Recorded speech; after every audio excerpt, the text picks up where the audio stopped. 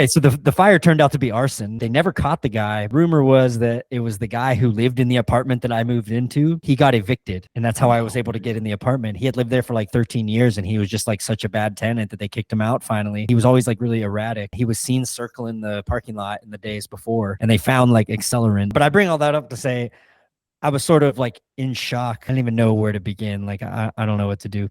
And I remember maybe after a month or two, I had this really stripped down setup. It was a practice amp and a guitar.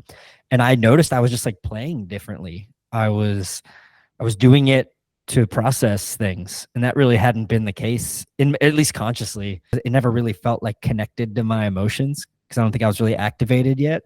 From February till June, let's say March to June, I had sort of started to write music again. And because it was just something I was always doing. So eventually it was going to come back up, and it came fast, and I just had ideas, and but it was so different. It was like clean and emotional. It wasn't like heavy music. It was different. So I had these demos that I recorded, maybe 3 of them. Like, oh, I want to put this out. I want to start building an album like this. This is different. Right around May, I think I got into a new apartment.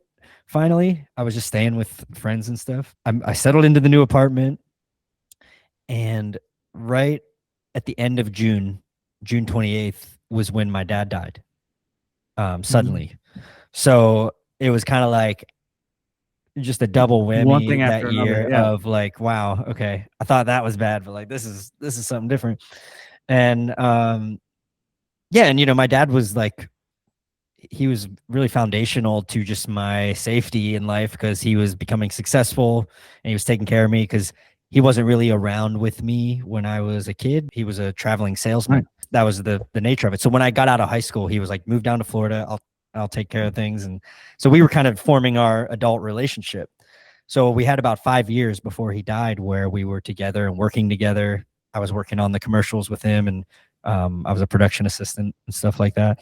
So for that to come and happen, it was just out of nowhere, and it was crazy. That summer was just rough. Like I don't even remember a lot of it. I was just like walking around, just kind of trying to survive and like holding on to little things. But I was not making music for like 2 months, which is probably the most time I've ever gone without being focused on music. For you, musically, is that something that when you go through difficult stuff, the creative side shuts off, or what is that like? No, I don't know about that.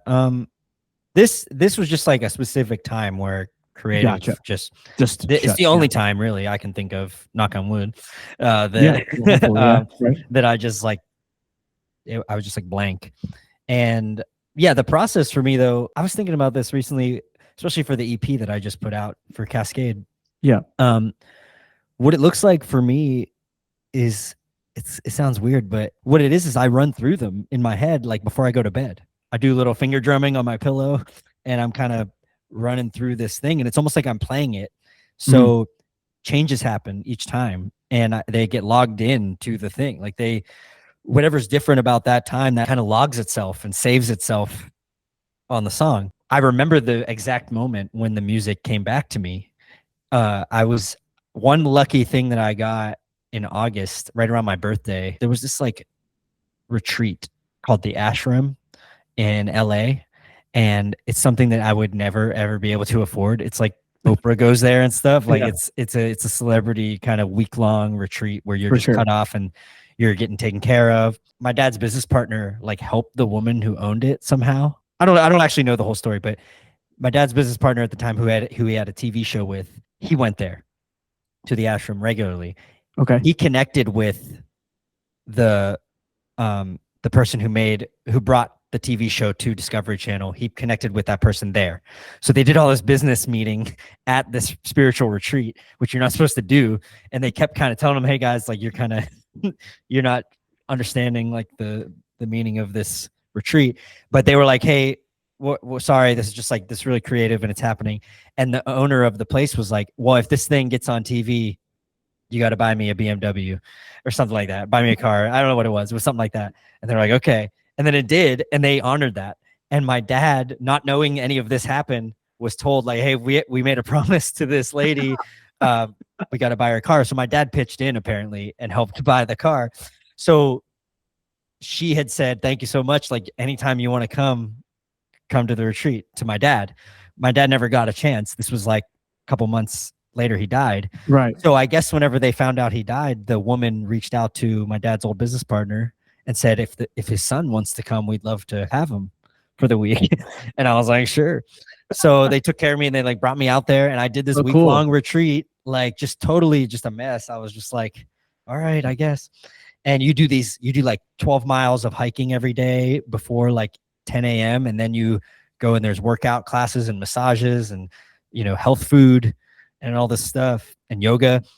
And it was great. But I remember there was like a silent hike they did one time where they're like, all right, this time we're not, for the first hour, we're not going to talk and everyone's just going to walk in a line. And during that one, I just felt this moment of, it was like the songs just like opened their eyes in my mind and just reappeared. Already the ones I had done were still there exactly as they were. And the new ones were just like pouring through, and I just felt it. And I was just like, that's it. And so I knew from that moment, I was like, I'm going to do this. I'm going to continue this album that I had started before my dad died. And this is going to be something I need to do. So